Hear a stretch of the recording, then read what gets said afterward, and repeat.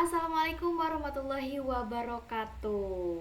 Perkenalkan, saya Marluna dengan NIM 311423064, jurusan Bahasa dan Sastra Indonesia, Fakultas Sastra dan Budaya Universitas Negeri Gorontalo.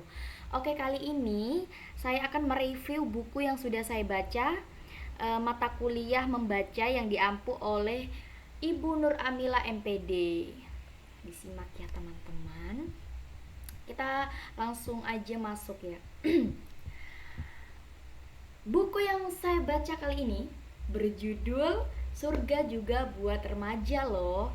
Nah, ini berisikan 196 halaman, dipublikasikan tahun 2003. Penerbitnya itu Gema Insani dan pengarangnya itu Muhammad Inwar Januar. Oke, langsung aja ya di ringkasannya. Buku Surga Juga Buat Remaja loh, karya Muhammad Iwan Januar. Nah, oke. Pertama, yang saya dapat dari buku ini adalah jangan nunggu tua dulu untuk jadi lebih baik gitu. Di sini tuh bukunya membahas gimana kita para remaja banyak sekali yang berpikir bahwa kita tuh masih muda bro, kita senang-senang aja dulu gitu. Kita nggak perlu nunggu kita jadi tua dulu buat menggapai surga gitu, intinya kayak gitu. Terus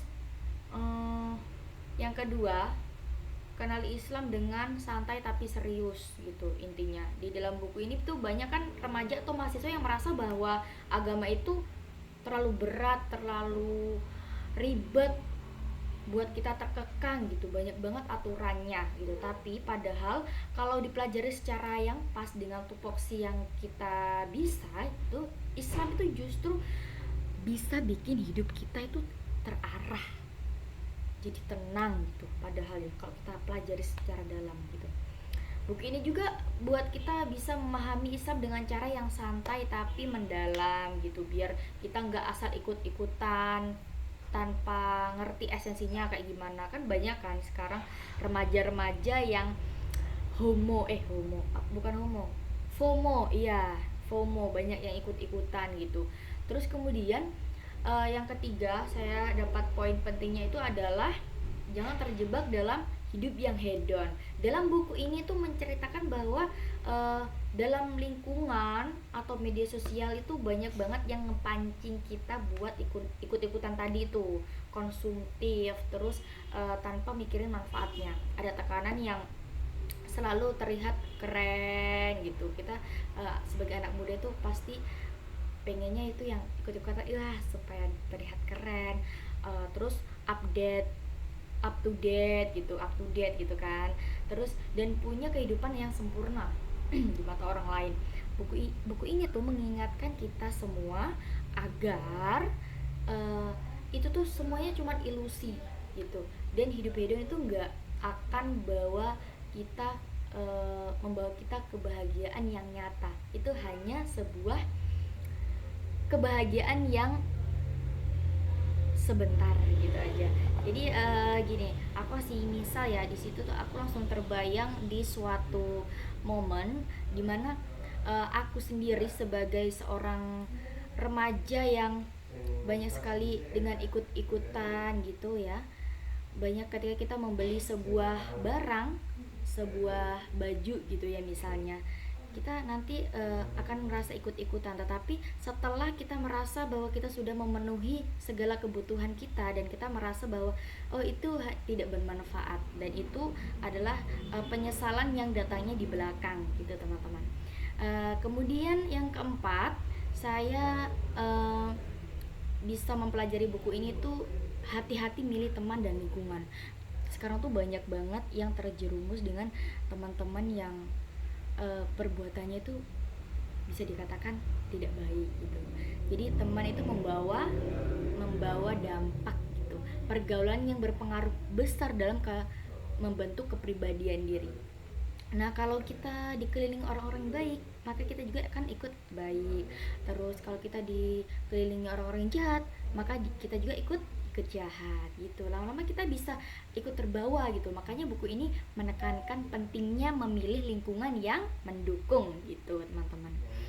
Berkembang ke arah yang lebih baik, kemudian menjauhi semua yang beda. Tapi kita lebih sadar dengan siapa yang bergaul dan bagaimana pengaruh mereka terhadap diri kita. Itu teman-teman.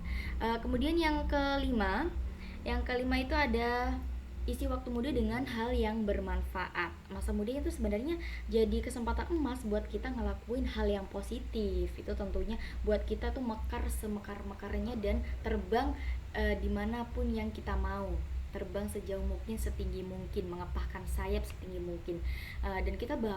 Dan kita tahu bagaimana manfaatnya kalau kita bisa mengeksplor dunia ini dengan yang lebih baik, dengan hal-hal yang positif tentunya.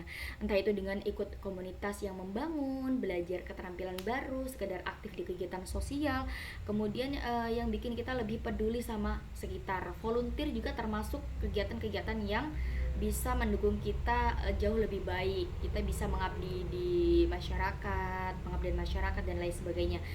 Buku ini tuh menyoroti bahwa hidup nggak soal cuman bersenang-senang, tapi juga gimana kita bisa ninggalin jejak yang baik di dunia. Kita punya jejak yang baik gitu, melukis tanpa menghapus gitu ya. Nah, kesimpulannya yang ada di buku ini gitu secara keseluruhan ya, dengan judul Surga Juga Buat Remaja loh. Buku yang ngajak kita buat mulai memperbaiki diri sejak dini tanpa harus merasa terbebani, dengan bahasa yang ringan dan relatable, relate banget dengan anak muda gitu.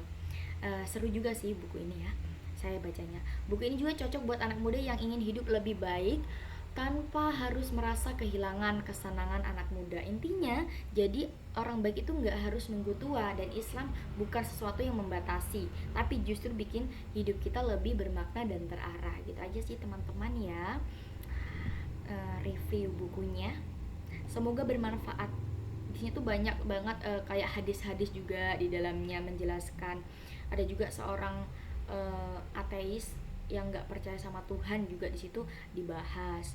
Terus dijelaskan juga kenapa kenapa kok Tuhan itu nggak terlihat gitu, dan ada penjelasannya kenapa kita harus percaya bahwa Tuhan itu ada gitu. Jadi ini recommended banget buat teman-teman yang mau dan apa ya, mau berjihad di jalan Allah gitu.